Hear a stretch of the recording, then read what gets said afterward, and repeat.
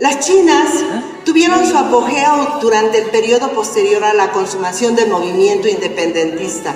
y se extendió hasta ya muy avanzada la segunda mitad del siglo XIX, que estuvo lleno de luchas por lograr la independencia y la soberanía del naciente país llamado México. Los aires de libertad y las ideas emancipadoras llegadas de Francia y generadas por el movimiento ideológico denominado la Ilustración influyeron en el pensamiento y en el imaginario colectivo de los hombres y mujeres de las clases populares mexicanas. Por eso, las chinas se ostentaron como mujeres muy independientes. Ya en 1899, Izcabalceta menciona que las chinas eran mujeres muy libres y que vivían con cierta comodidad gracias al producto de su trabajo o de la manutención que les proporcionaba su esposo o su amante. Entonces, si el país respiraba aires de liberación, las chinas hacían gala de libertad en sus formas de ser y de interactuar con el entorno social que les era propio, y reflejaban esa recién adquirida autonomía, entre otras cosas, en sus atuendos. Así se entiende que por primera vez en este siglo, al menos en México, ellas se atrevieran a usar sus faldas o castores mucho más arriba del hueso del tobillo, como era lo permitido en esa época, y dejaran ver además su pantorrilla y una parte de su refajo interior bordado con las llamadas puntas enchiladas. Guillermo Prieto hace alusión a la cortedad de sus faldas cuando describe la Semana Santa de antaño dentro de las crónicas de sus visitas a Puebla. Cito: las chinas alborotaban las conciencias en estos días santos con sus enaguas altas que dejaban al descubierto casi la soberana pantorrilla sobre la que caían las puntas de seda. Según esta cita y la observación de las obras de los pintores que se ocuparon de plasmar las imágenes de estas singulares mujeres, como Agustina Rieta, Pingret, Blancar, Nebel, Iriarte, Antonio Serrano, Meyer, Casimiro Castro, entre los más conocidos,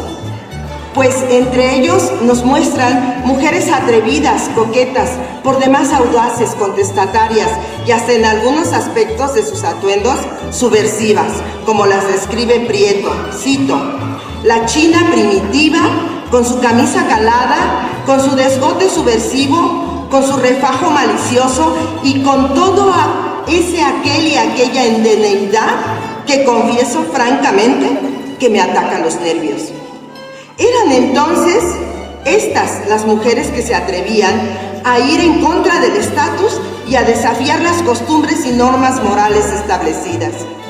La historiadora Maya Ramos describe sobre el tema de los jarabes y la danza en México. Cito: desde mediados del siglo XVIII se empezaron a hacer coplas, bailes y ceremonias en las que el pueblo se burlaba de la religión y sus ministros. Pronto adquirieron gran popularidad y a pesar de severas reprimendas, interdicciones y castigos, sobrevivieron disfrazadas o reinventadas de nuevo con diferentes nombres. Y más adelante agrega, refiriéndose a la música de la época y a los llamados jarabes, cito: otra variante, el pan de jarabe, fue denunciado como obsceno en Puebla en 1789 y en México en 1796.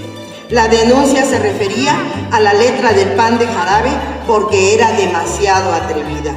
Los sujetos que bailaban estos jarabes eran personajes populares, las chinas entre ellos y también sus compañeros, los chinacos, ya que la palabra chinaco deriva de la palabra china y se revierte en el apelativo de chinaca, que significa lo mismo que china, muchacha o mujer del pueblo, por lo que el chinaco era el nombre que solía dársele a los hombres del pueblo que pertenecían a la misma clase social que las chinas y que se relacionaban amorosamente con ellas.